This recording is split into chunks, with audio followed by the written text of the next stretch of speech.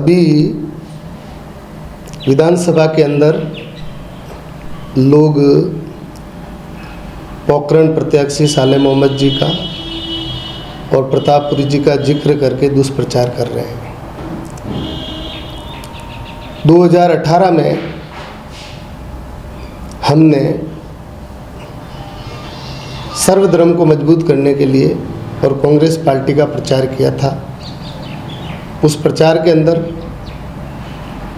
साले मोहम्मद की तरफ से हम गए थे, लेकिन जब 5 साल में हमें पता चला कि कांग्रेस का राष्ट्रीय अध्यक्ष ही खुद कह रहा है कि बीजेपी को वोट दोगे तो सनातन धर्म समाप्त हो जाएगा, तो हमने निश्चय किया कि हम तो सनातन धर्म के व्यक्ति हैं। जब ये पार्टी सनातन धर्म को ही समाप्त करना चाहती है तो हम लोग उसके साथ कैसे रह सकते हैं।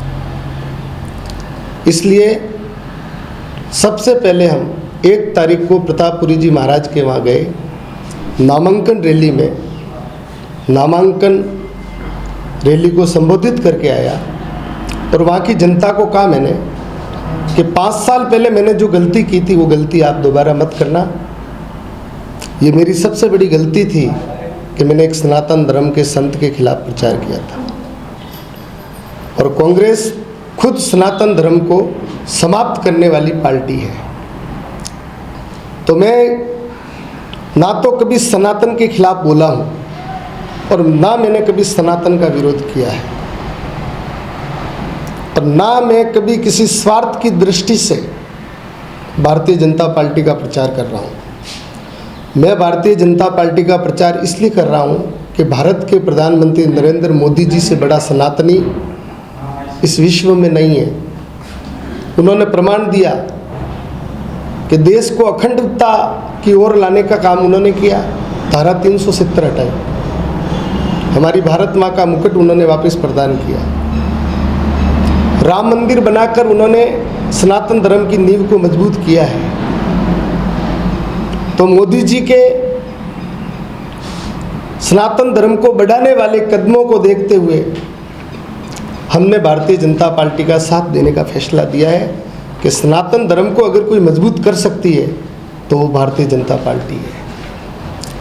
और ये जितने भी दल हैं, जिन जिन लोगों के मंचों पे मैं गया हूँ, मेरे दलित भाई भी हैं, मैं उनके मंचों पे भी गया,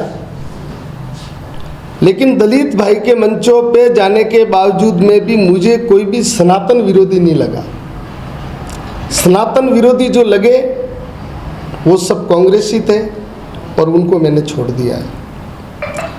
अब जो लोग मुझसे मेरा धार्मिक प्रचार कर रहे हैं उसका मेन कारण मैं ये बताता हूँ कि मैंने जब हिंदू तत्व की सदी की और नरेंद्र मोदी जी की बात जनता के सामने करने लग गया और जनता मुझसे जुड़ने लग गई, तो कहीं न कहीं सनातन विरोधियों की कुर्सी डगमगाई।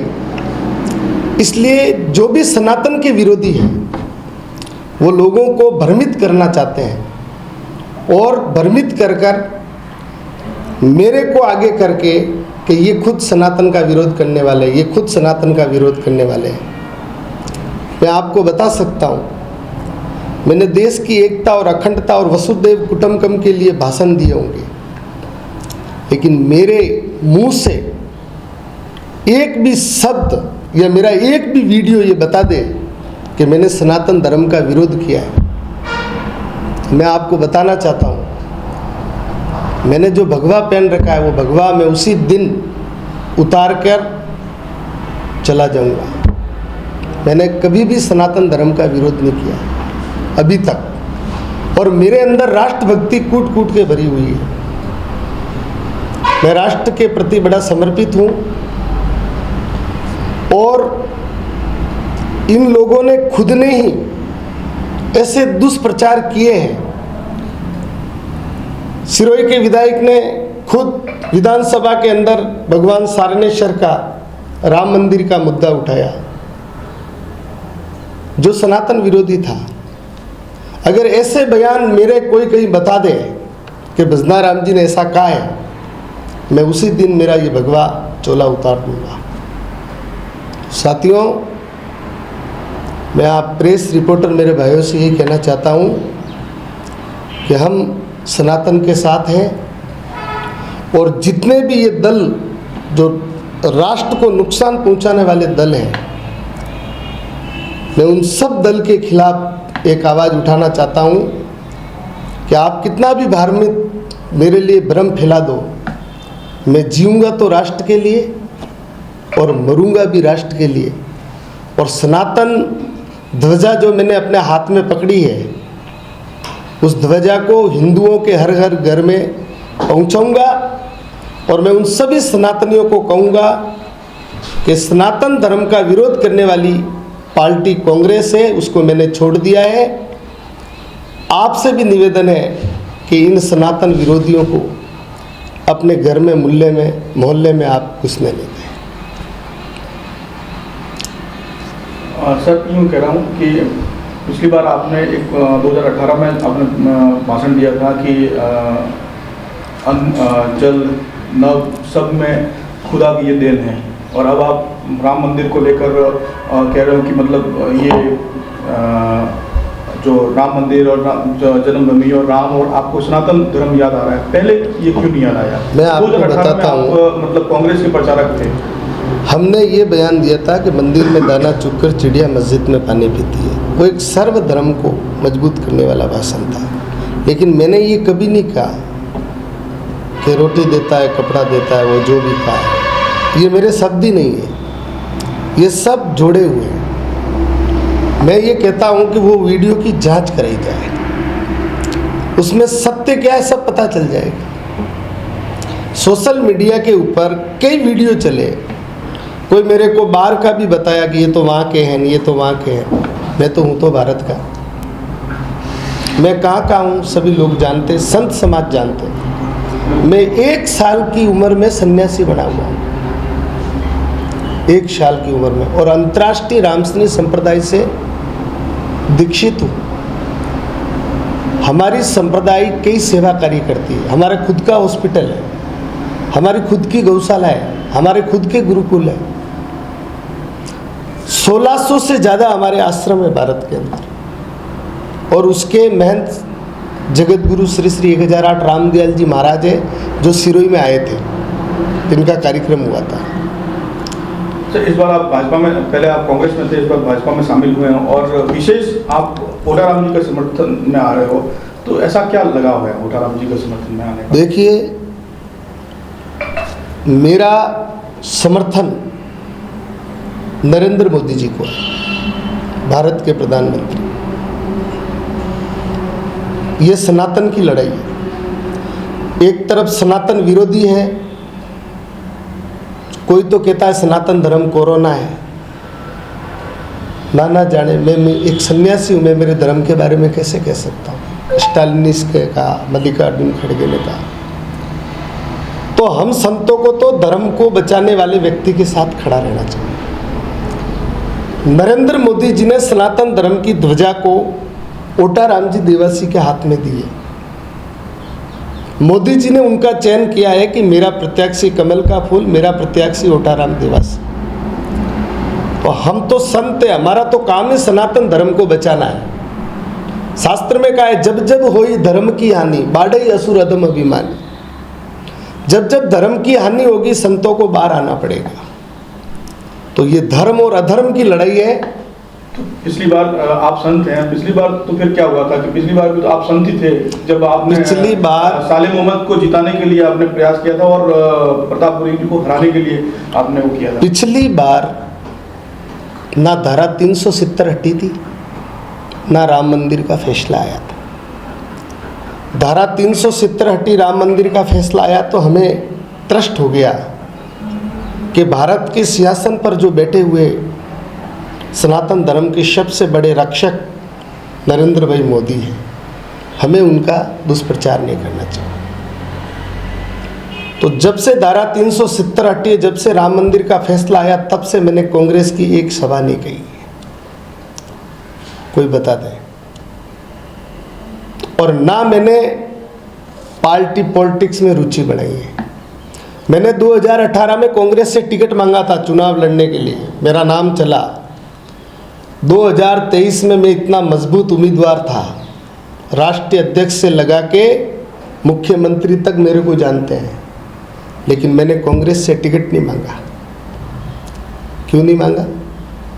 क्योंकि मैंने पहले ही फैसला कर लिया था, मेरी जो टीम थी उन्होंने पहले ही फैसला कर लिया था कि जो सनातन का विरोध करने वाले हैं उनके साथ हम कभी खड़े नहीं रहेंगे। इसलिए हमने अंतरात्मा से, निस्वार्थ भाव से हम आए हैं, केवल सनातन को बचाने के लिए आए हैं। और सनातन मजबूत होगा तो हम मजबूत होंगे, सनातन मजबूत होगा तो हिंदू संस्कृति मजबूत होगी। हमारा मुद्दा ही सनातन है, हमारा किसी से कोई लेना देना नहीं है।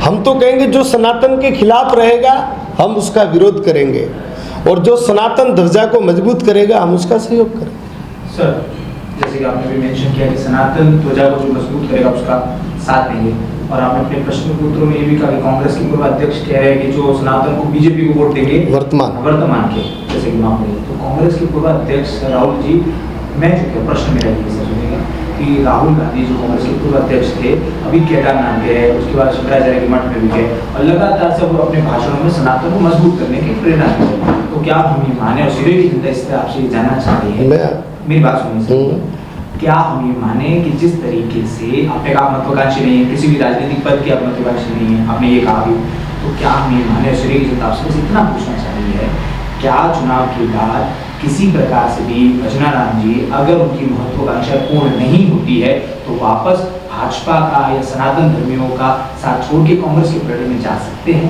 कितना समझ सकते हैं? हाँ, देखिए, मैं आपको एक बात बताना चाहता हूँ, जब तक कांग्रेस के लोग सनातन का विरोध करते रहेंगे तब तक हम उनको देखना पसंद नहीं करते, जाना तो बड़ी बात है। और रही बात राहुल गांधी जी की, जो आदमी गाय काटने वालों के साथ बैठता है वो केदारनाथ जाकर क्या बताना चाहता है? हिंदू अब इनकी बातों में आने वाला नहीं है। केरला के अंदर इन्होंने गायें काटी, जिसके वीडियो शायद हर सनातनी के पास होगा। आप किसी भी मंदिर में चले जाओ, चाहे आप गंगा के किनारे चले जाओ, चाहे आप रुद्राक्ष की माला पहन लो, चाहे आप तिलक लगा लो, आप सनातन धर्म के द्रोही हो रहोगे और आपका सनातन कभी सम्मान नहीं कर सकता। राम जी, मैं मेरे प्रश्न को वापस दोहराता हूँ, आने वाले चुनाव के बाद अगर आपकी महत्वाकांक्षा पूर्ण नहीं होती है तो क्या संत भजना राम जी वापस भाजपा का दामन छोड़, जिस तरीके से पूर्व कांग्रेस के प्रत्याशियों का समझ देते हैं, साथ देते हैं, तो क्या वापस कांग्रेस जाएंगे? प्रश्न इतना सा। मैं कांग्रेस का प्रचार पहले भी नहीं करता था, सुनो, अभी भी नहीं करता हूँ। और मैं आपको एक बात बताना चाहता हूँ, मैंने कांग्रेस पार्टी ज्वाइन भी नहीं की है। नहीं सर, आप कांग्रेस के सुनो, प्रचारक थे सर। कांग्रेस का स्टार प्रचारक उनकी तरफ से था, मैंने ज्वाइन नहीं कर रखी है। मैं आपको हकीकत बता रहा हूँ ना, मैं कांग्रेस पार्टी का, मैंने अभी तक कोई भी कांग्रेस की सदस्यता ग्रहण नहीं की हुई है। मैं कांग्रेस का सदस्य पहले भी नहीं था। तो उम्मीदवार कैसे बन सकते थे सर? आप कह रहे हैं चुनाव टिकट मांग सकते हैं, कोई जरूरी थोड़ी सदस्यता ग्रहण करना। आप कह रहे बिना सदस्यता के भी टिकट मांगा जा सकता है? बिना सदस्यता, मेरे पास प्रोटोकॉल है, बिना सदस्यता में मेंबर हूँ देवस्थान विभाग का, वो संवैधानिक पद है। तो सर आप बीजेपी ज्वाइन करेंगे क्या? मैं केवल सनातन संस्कृति के साथ हूँ, और मैंने नहीं कहा बीजेपी सनातन पे चल रही है। मल्लिकार्जुन खड़गे जो कांग्रेस का राष्ट्रीय अध्यक्ष है, उसने कहा है कि अगर भारतीय जनता पार्टी को आप वोट दोगे तो सनातन मजबूत हो जाएगा। तो भारतीय जनता पार्टी सनातन धर्म की सबसे बड़ी पार्टी है, और भारतीय जनता पार्टी के मैं साथ हूँ, क्योंकि वो सनातन के साथ है। सर, सिरोही की जनता ये कह रही है कि पिछली बार आप कांग्रेस का प्रचार करते थे, स्टार प्रचारक थे, वहाँ भी बड़ी डील हुई थी, और इस बार आप भाजपा के ओटाराम देवासी के साथ में आप स्टार प्रचारक में प्रचार कर रहे हो, और इस बार भी बड़ी डील हुई है। अगर डील हुई है तो आप सार्वजनिक करें। मैं आपको एक बात बता देता हूँ, ये जनता साले मोहम्मद अपने पिता के सिर पे हाथ रख के कसम खाए कि संत भजनाराम ने उससे 5 रुपए लिए क्या।